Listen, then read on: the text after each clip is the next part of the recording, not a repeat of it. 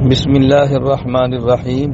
اللہ تعالیٰ کے اسماء حسنہ یعنی اللہ کے صفاتی ناموں کے ذریعے اللہ تعالیٰ سے دعا مانگنا قرآن کریم میں ہے وَلِلَّهِ الْأَسْمَاءُ الْحُسْنَى فَادْعُوهُ بِهَا۔ اللہ تعالیٰ کے اسماء حسنہ ہیں اور ان کے ذریعے اللہ تعالیٰ سے دعا مانگو۔ اللہ تعالیٰ جب کوئی چیز دینا چاہتے ہیں تو مانگنے کا حکم دیتے ہیں۔ اس کا مطلب یہ ہے کہ اللہ تعالیٰ سے ان کے اسماء حسنہ کے ذریعے مانگے تو اللہ عطا فرماتے ہیں۔ اسماء حسنہ کے ذریعے مانگنے کا ایک طریقہ یہ ہے کہ 11 مرتبہ درود پاک پڑھیں۔ درود پاک کون سا پڑھیں؟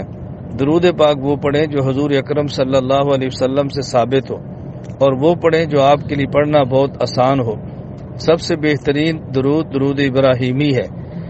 اللہم صلی علی محمد وعلی آل محمد کما صلیت علی ابراہیم وعلی آل ابراہیم انک حمید مجید، جو کہ نماز کے اندر ہم پڑھتے ہیں وہ درود پاک 11 مرتبہ درود پاک پڑھیں، اور پھر سورہ حشر کی آخری آیات یعنی آخری رکوع مکمل پڑھیں۔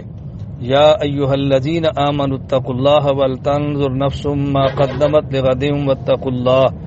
اور جب اس مقام پر پڑھیں، جب اس مقام پر پہنچیں، لو انزلنا هذا القرآن على جبل لرأيته خاشعا متصدعا من خشیۃ اللہ، تو پھر اپنی ضرورت، اپنا کام، اپنی حاجت اللہ تعالیٰ کے سامنے رکھیں کہ یا اللہ یہ میرا کام اپنے کرم سے پورا فرما دے، یہ میری ضرورت میرے لیے بہت بڑی ہے، اللہ اپنے کرم سے پوری فرما دے، یہ میری مشکل میرے لیے بہت بڑی ہے، اللہ اپنی طاقت اور قدرت سے اس مشکل کو ختم فرما دے۔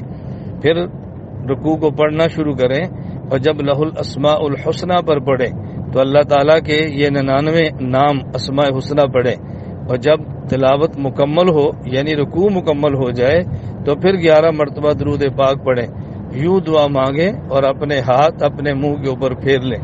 اللہ تعالیٰ سے امید یقین کی حد تک ہونی چاہیے کہ اللہ تعالیٰ اپنے کرم سے آپ کی ضرورت کو پورا فرما دیں گے۔